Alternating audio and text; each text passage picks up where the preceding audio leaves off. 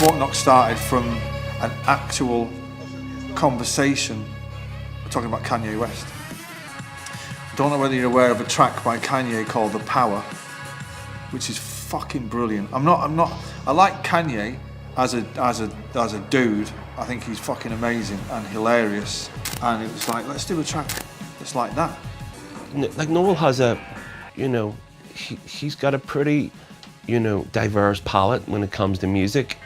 And, I think on this album, he was kind of just expressing a lot of that.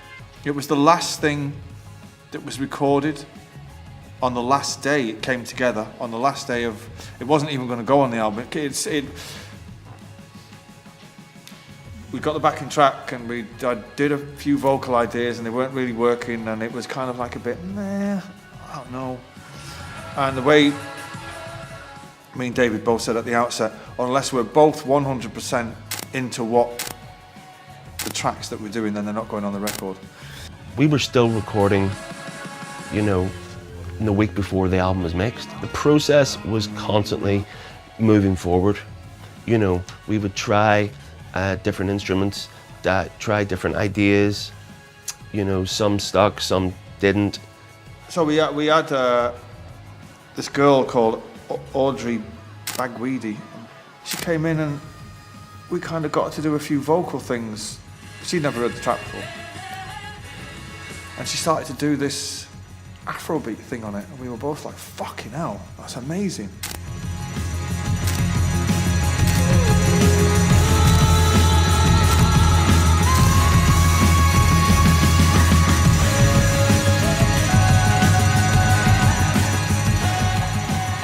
It all starts with that ring that I bought in East London, in Boston. The woman who was selling it asked me what I was doing. I said I was a singer. She said she had a friend who works in the industry. I should call him, maybe.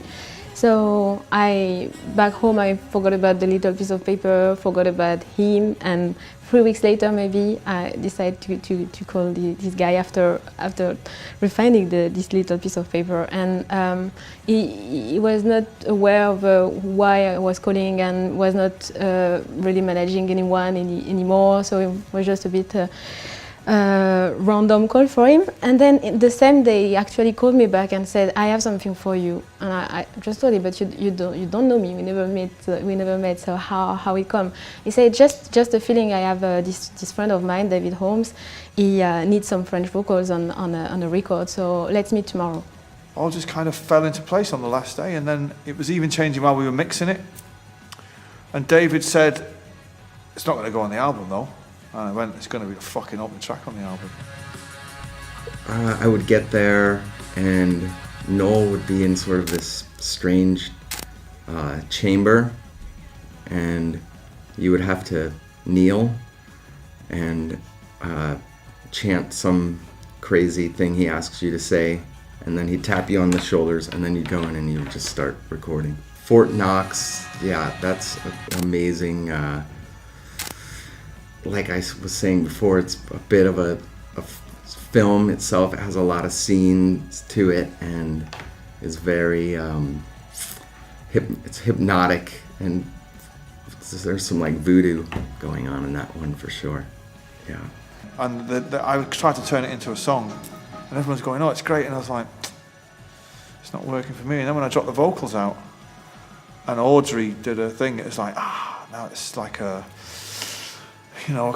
club, Chemical Brothers, Voodoo Ray, big beat anthem, baby.